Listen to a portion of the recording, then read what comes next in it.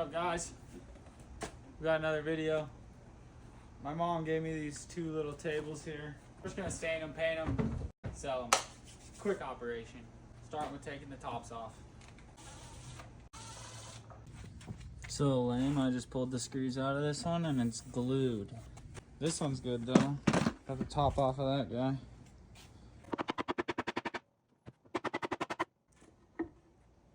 Not bad, not bad.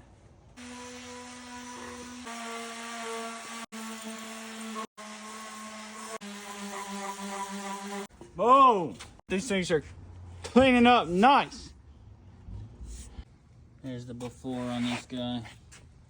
Phone's gonna die, I gotta go plug it in. I'll be back when I sand it. Here's a little after. They cleaned up pretty good. Right, babe? Yeah, they look great. Next step, stain. My phone's gonna die again, so I'll just be back. And we're back.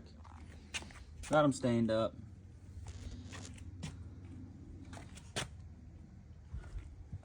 I'm gonna clear coat them next, and I think I'm just gonna clear coat this and the bottoms there, because it's hard to get in these little corners and stuff.